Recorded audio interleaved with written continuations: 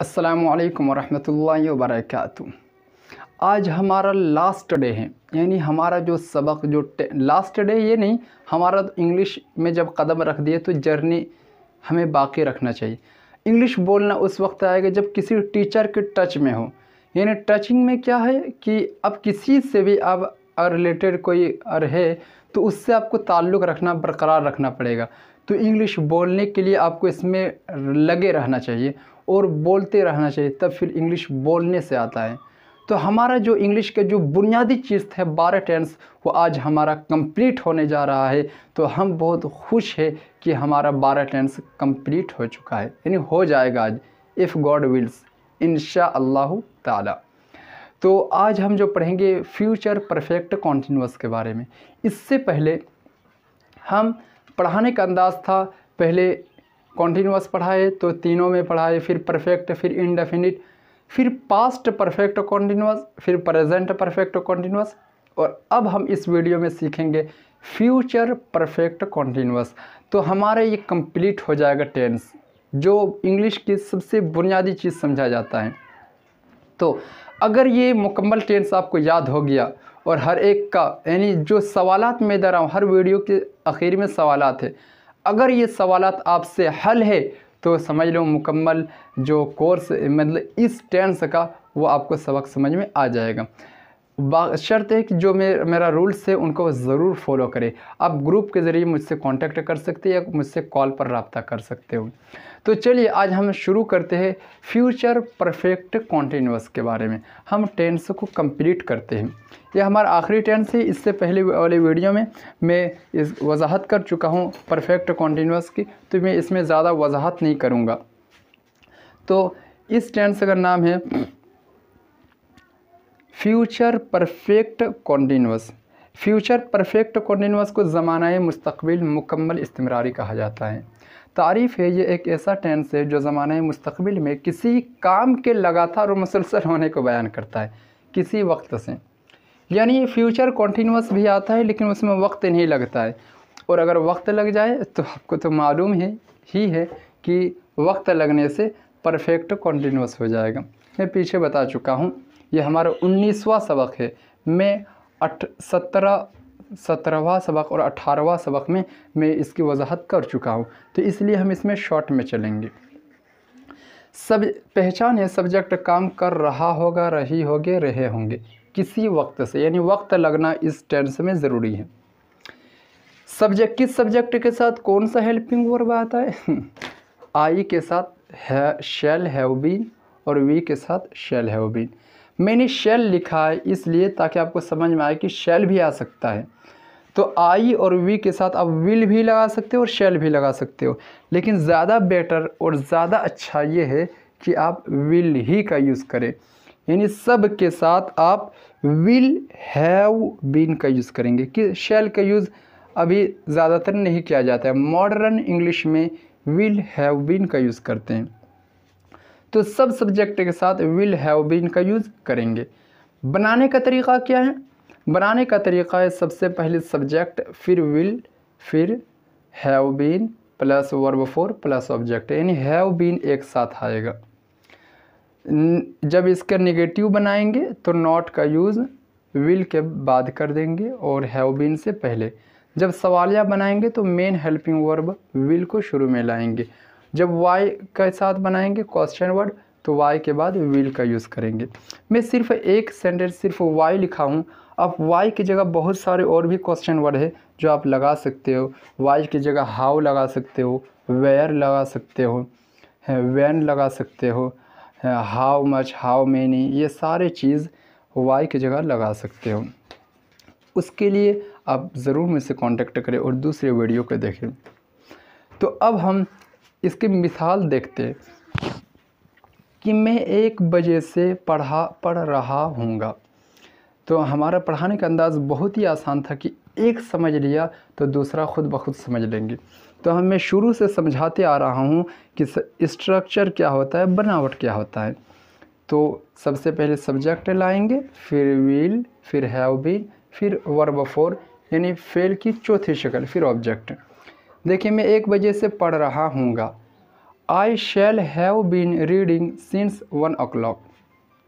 तो यहाँ पर आप शैल का भी यूज़ कर सकते हो और विल का भी यूज़ कर सकते हो। अब जिसका चाहे विल यानी यूज़ कर सकते हो, विल का भी और शैल का भी यूज़ कर सकते हो।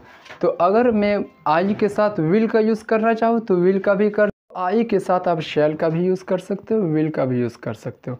मुकम्मल मिसाल को ज़रूर पढ़ें, मैं पीछे के वीडियो में वजाहत कर चुका हूँ इसी के ताल्लुक़ से।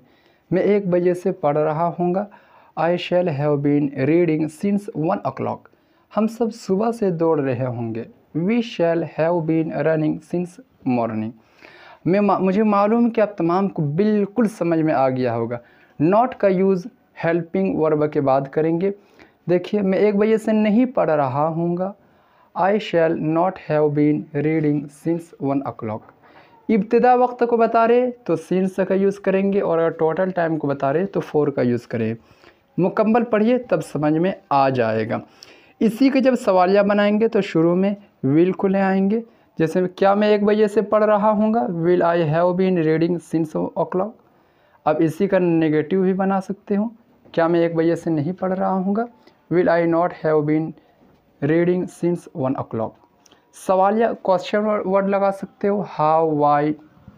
मैं 1 बजे से क्यों पढ़ रहा हूँगा, why have I been reading since o'clock। मैं 1 बजे से क्यों नहीं पढ़ रहा हूँगा, why have I not been, why क्या बोलते, why will I not have been reading since 1 o'clock।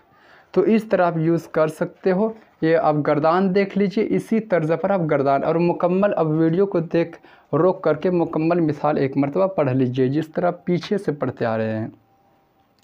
इसका मिसाल एक सिर्फ कंजुगेशन यानी गर्दान देख लीजिए कि मैं 9 बजे से पढ़ रहा हूँगा, तो I will have been reading, पढ़ रहा हूँगा, रीडिंग सिंस 9 o'clock। और अगर हमें बोलूँगा कि मैं जा रहा हूँगा, अगर मैं बोलूँ कि मैं 9 बजे से जा रहा हूँगा तो क्या रहेगा, I will have been going since 9 o'clock।